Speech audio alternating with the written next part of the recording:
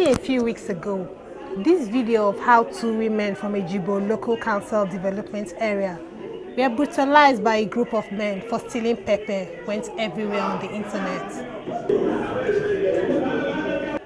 But unknown to many, the incident had occurred early in the year and was almost passing by as a non-event until it went viral in December and attracted the attention of the Women Arise for Change initiative.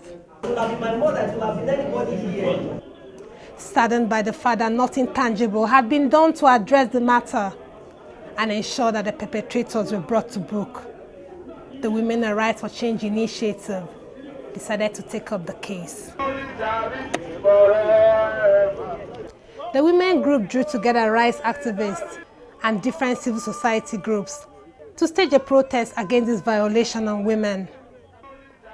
The point of takeoff was the premises of the Lagos State Television, where leader of the group, Joe Odumakin, addressed the gathering and decried the treatment meted out on the women. The incident happened in February, but we didn't get to see the clips up to December. These women, live within the vicinity, and people who know them were told that she's the woman specifically that was severely tortured, that she's the wife of a palm wine tapper. Then the other girl is the stepdaughter, and the other guys gathered were the people hired to make her confess. So people, if there's intelligent gathering, people there will know where those men are, because we were being told that probably they will have relocated.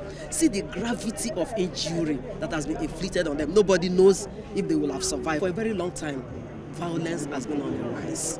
Jungle justice has been happening. And a lot of people have had justice delayed, which is justice denied. And the only little way we can make our own impact is for us. There comes a time in the life of any nation where people will rise to say enough is enough. We've had enough of people taking laws into their hands. From there, the group began their protest march.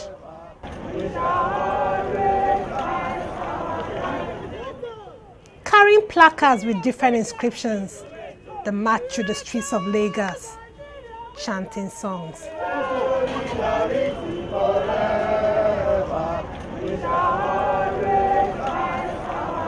And then they arrived at the Lagos State House of Assembly complex, where they stated their mission to the members of the House present. After which they handed over a petition calling for a probe into the case and a prosecution of the perpetrators. We are Women Arise for Change initiative, and we herein petition your good offices on behalf of two Nigerian women and Lagos State residents in Ejigbo, hereafter referred to as the victims, who sometimes this year were subjected to one of the most vicious form of human rights abuses and the unspeakable horrors of brutality by certain depraved and savage men.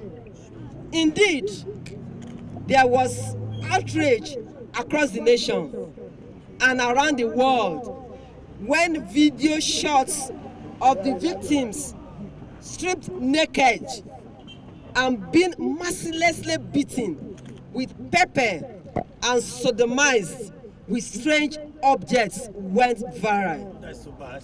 We'll have the CD which we are going to submit of the sordid sins.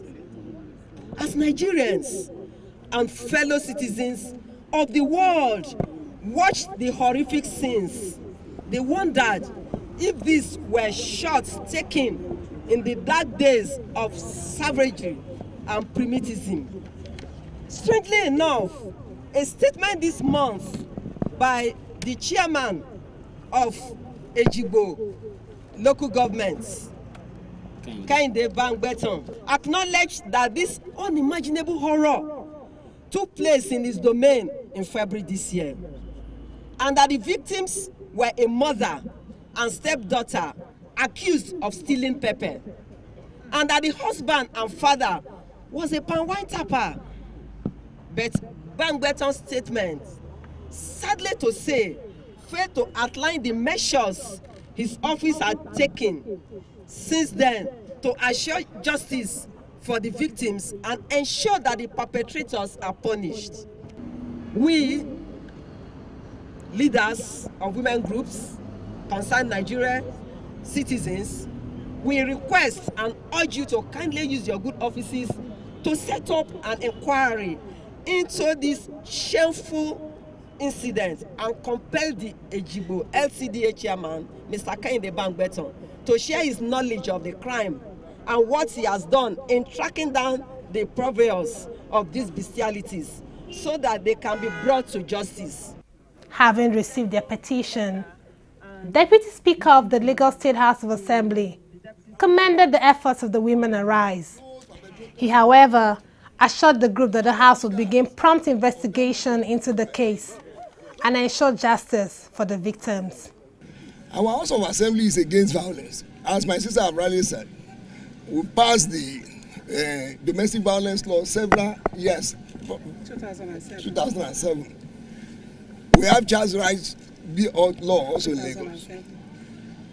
We have passed several anti-violence laws in the House of Assembly. But it's unfortunate that we are faced with this.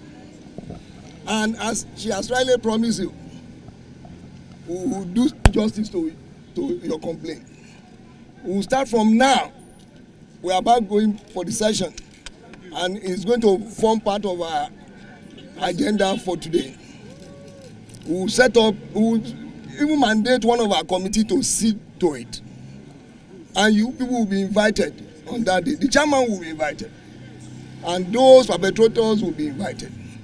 The market leaders of that market will be invited. We have all-encompassing round-table discussion. And we'll see that justice is done on the part of the afflicted member of the society. It's a promise to begin a legislative process to ensure justice for the victims. Hopefully, at the end of the roundtable discussion, the journey to bringing the perpetrators of this violence against women to book should have commenced. It sure would serve as a deterrent to violators and abusers of women. Chidinma Chikeze, TV 360, Lagos.